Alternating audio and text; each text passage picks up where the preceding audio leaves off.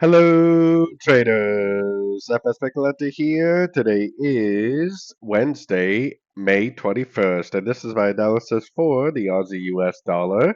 If you haven't done so yet, definitely do check out my free Discord group. It's linked over here in the corner at the end of the video. And make sure to take a look at my website, fxpipcollector.com. Watch the video on my home screen to learn more.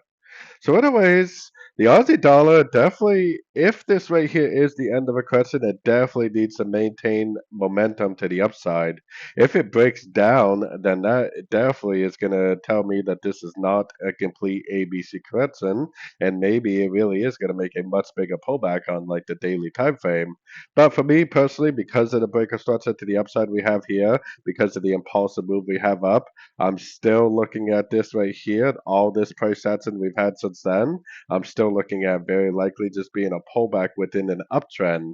So for me, I am definitely still bullish because of the US dollar index and because of the fact this looks like a running A, B, C correction and a break of structure to the upside, then very corrective overlapping price action should lead to another impulsive movement to the upside.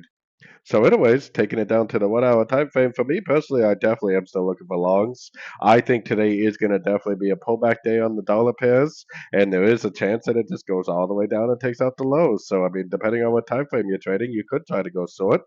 For me personally, as more of a swing trader, I'm going to just wait patiently and see if it does do something like this. If it does do something like that, then I definitely would take it as a long, potentially for the continuation of the higher time frame uptrend because all the higher time frames are definitely still very bullish. So if you're on these shorter time frames coming up for reasons to go look for shorts, then you are fighting a very strong uptrend on the higher time frames. So anyways, don't forget to like and subscribe. And as always, thank you for watching and happy trading.